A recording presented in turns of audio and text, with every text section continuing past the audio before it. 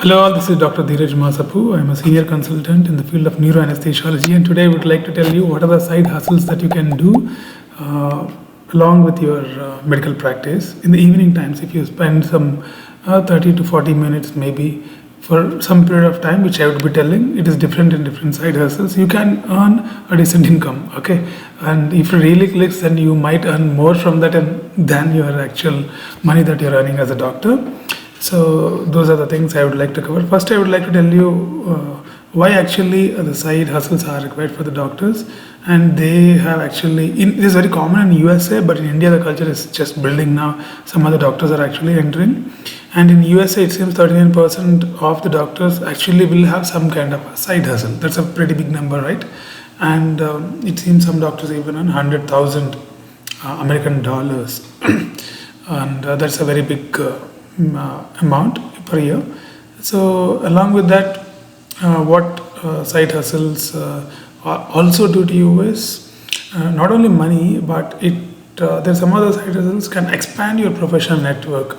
Okay, the contacts that you get also will increase. Particularly the side hustles which are related to social media can improve your contacts. So contacts are very important when you're finding a job or when you're doing a conference, when you invite some speakers.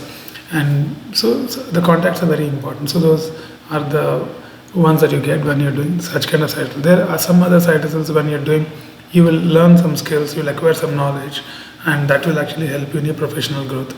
So rather than sitting in your home watching Netflix and Amazon Prime and Disney Hotstar, I feel you should focus more on creating some kind of a passive source like that, and it might become your full-time job also in future. You don't know how things will turn up.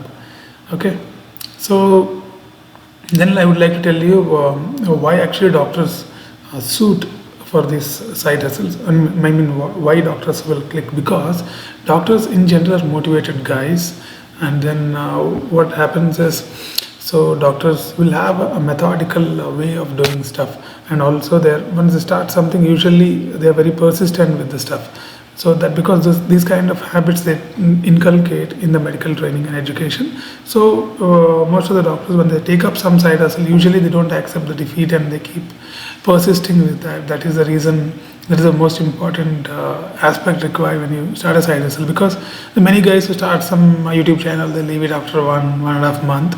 But many of the doctors actually they start and they persist because it is in very much inherent skill that they attain in the process of medical training. So that is why I think every doctor should have a side hustle. And along with that, so now I told you why you should have a side hustle and what are the different side hustles that you can build. Okay, so number one I would like to tell you is medical service. So medical service are the ones where they're available online. You don't have to go anywhere for a survey. So what happens is, for example, a business related to healthcare industry is trying to transform their business model to another way. So when they're transforming the business model, they would require feedback from doctors, right? But how are they going to get it? So what they do is they pay doctors some money, and then they're called paid service, and they take that money and they develop the business. So is it ethical or not? If you ask, it is 100% ethical, because see, ethics, scientific committees, and all these committees will come into scene only when you're publishing scientific content in medical journals, or if you are, for example, if you're publishing some content which everybody can read, then you have to go through all the ethics and scientific and every committee. But these companies actually collect the survey from you to develop their business, because they will take your experience and use that experience and the problems that you face. Based on that, they will devise new technology, new medicines, and whatever they want to transform their business, they will do it. So it is not for public education, not for educating doctors, it is just for the business development. So for that you don't require major clearances. So but since you are selling your intellectual property, they will pay for that. Okay, in the same way, when you're treating a patient, you are selling your intellectual property to him. In the same way, you're selling your intellectual property to a company, so they will pay for that. So one of the side hustle which is available for you Indians is usually done by a company called M3, and I even spoke to one of the main person who is working in this particular company, and they have a paid 60-minute online surveys, and they pay around 7,300 rupees for a 60-minute survey. You just have to sign up, and then if it's appropriate for you, basically one help you do when you're doing a survey, if you have knowledge in that, you do just for money, you never do that, because that will distort the whole business of the company. So you just be genuine. If you know about that, go into the survey. If you don't really know about that, don't do the survey. Okay, so this is one way. I think Indians, it is Indian this thing only. You can go into that, and you can actually fill the survey and earn some decent money. Some surveys even up to 8 to 10,000 also they pay for a 1 hour survey. So they will ask you a set of questions, and with your experience you need to answer them. Okay, so hope you. So what I will do is I will put this particular link in the description. So if this is for neurological disorders, if you have some amount of neurology knowledge, like you're a neuroanaesthetist like me, or a neurologist, or a surgeon, or somebody who worked for significant time in neuro, then you answer this particular survey like that.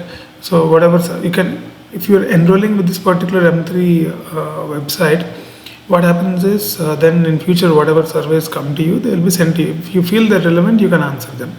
Okay, I don't have any kind of a conflict of interest with this particular company. I was just trying to do research about what are the companies in India which are providing online surveys and money for the doctors, and then I came across this, and then I only contacted them to understand how the model works, and the committees and the scientific and ethics committees and all these things, permissions required to launch these kind of surveys.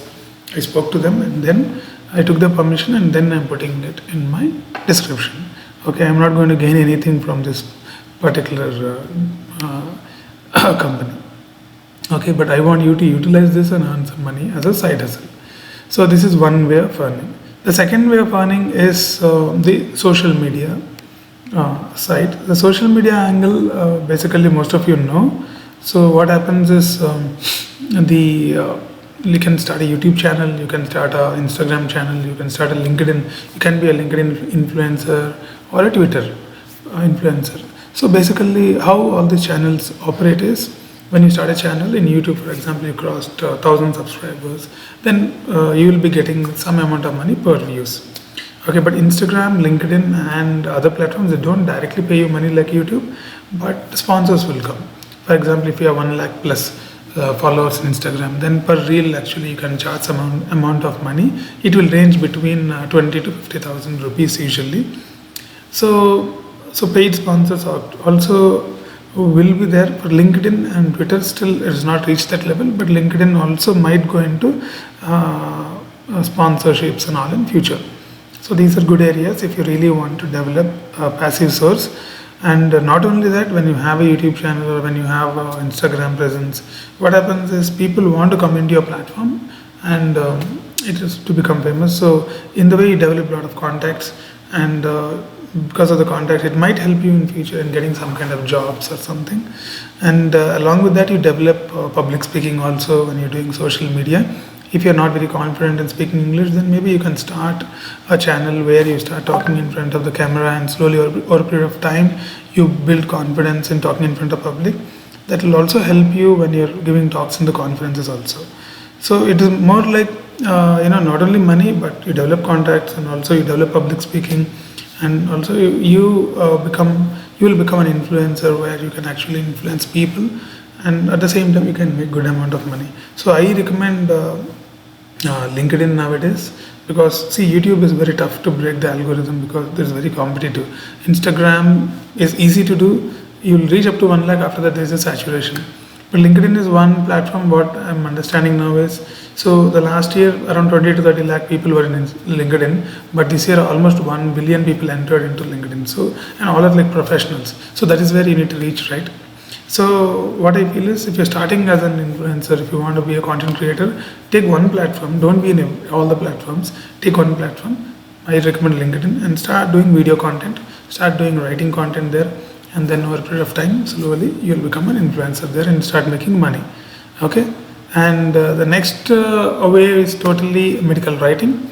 So if you tell that Dheeraj, I'm not talking person in front of camera, I'm very shy, then you can start writing.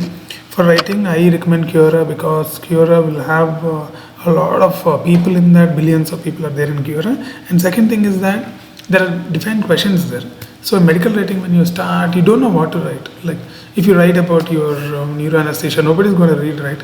So you need to answer people's questions, because questions are coming from their pain points and problems. That is what you need to address. So Quora is more like you have a lot of questions there, so you can become a Quora influencer. You can start answering people's questions, and but only request is that the English should be very good. If your English is not good, you can use ChatGPT, Copilot, and so many platforms where you write the content there. It can modify your English and then it will put it there. So in that way, when somebody is reading, it should look professional. So English should be very good. The grammar particularly should be very good. The basic essence you have to write and then modify that in GPT-4. So that would help in Quora. And the second, once you build a good experience of writing, then you start writing in other platforms like LinkedIn, and start writing in other platforms like even in YouTube. Actually, you can start writing. So these are the different ways where you can actually start writing and build your writing. Once you build a decent number of followers on Quora or writing, so then you can actually launch your ebook or launch your newsletter. Because what I observed is there are two different types of audiences. People who like to watch your content, or like video form content, usually don't read, and people who actually like reading, they don't watch the video form content, they like to read actually. So if you're becoming famous in Quora or LinkedIn medical writing, then what you can do is you can actually write an ebook, or you can actually write a newsletter. They will start reading your newsletter, but in the process what happens is you start writing, you start using your brain, so you will be very engaged and happy. Dopamine release happens when you start writing. So in that way you'll be happy in the evenings, because since you create some content and answer some questions, and you also get a lot of engagement, and from the engagement and questions you can actually understand what they want, and you can plan your further content according to that. But try to be in a niche and start writing. And the other way of medical writing is in LinkedIn, you just type medical writing companies. There are a lot of medical writing companies. They want doctors to write medical content for them. They are going to pay a good amount of money for that. Okay, so every evening you can actually get a part-time job also in that particular company. Totally you can do that. You can do your morning job, evenings you can actually work for that particular company, and you can write small medical write-ups for them, and then that will be actually utilized in their websites and everywhere, and you'll be paid appropriately for that. Usually for a word they pay a certain amount of rupees. So if you're writing bigger content, then you will be paid more. So, or you'll be paid monthly wise. You need to submit this many number of articles, and you'll be paid according to that. So you can find in LinkedIn actually. If you type medical writing in LinkedIn, a lot of companies will come. You can try with the best ones. If they hire you, then slowly you can start writing content for them. Again, I'll tell you, once you write the content, put it in GPT-4, modify the English, and then send them so that it looks professional. Okay, don't send an article with without a grammar and all that. So then what happens is they might see one, they might think that the content is good, but the one's English is not good. Nobody will read that for a long duration. Mark my words. Okay. And the last would be only for the photographers mainly. You'd have heard the companies like Shutterstock and iStock in your images. When you're making PPT, sometimes you download images, right, from Shutterstock.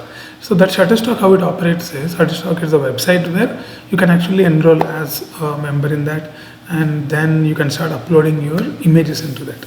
Your own images you can upload, and then when they use them per download, you'll be paid a certain amount of money. So that is about Shutterstock. So for example, if your image is becoming viral and more people are downloading, you might make a lot of money. Okay, so this is how Shutterstock and iStock works. For photographers, this is very useful, not for everyone. And those images need to be yours basically. So if you're putting your images also as a doctor, they might take for some, when they're making brochures and all, they might use those images. It's okay. So that is one way.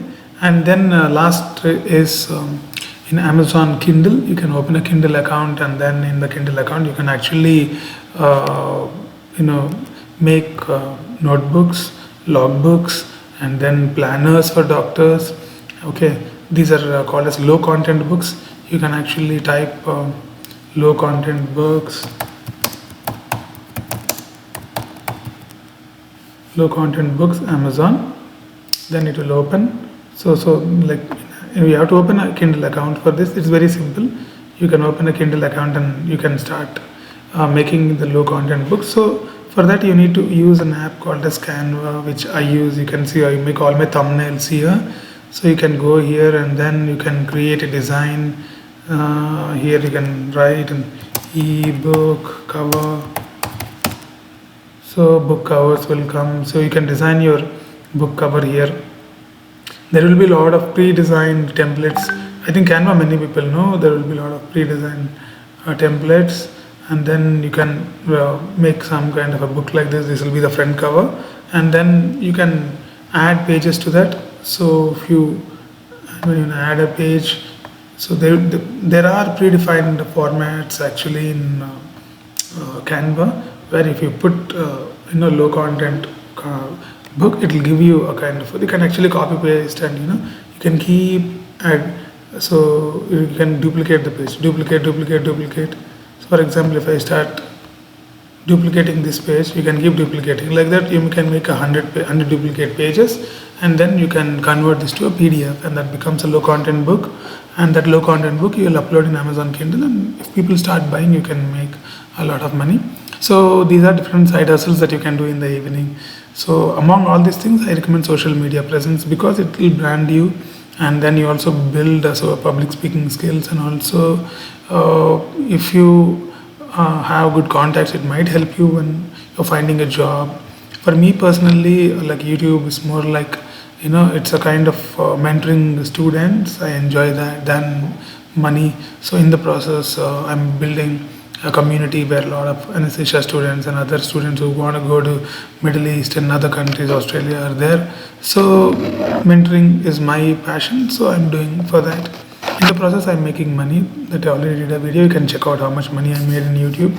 So it is more like, and how much time you need to spend. If you ask me, 30 to 40 minutes in the evening should be fine. You don't have to spend a humongous amount of money for this thing. So that is the thing, guys. So these are the different ways of side hustles or side gigs that you can develop in the evening times, than wasting a lot of time on Netflix, Amazon Prime, and Disney Hotstar. So I hope you guys have. I think you guys are going to. Some of you, I think, will start doing all these things in future. Let's hope. As usual, Dr. Dheeraj Masapu logging off. Roger that.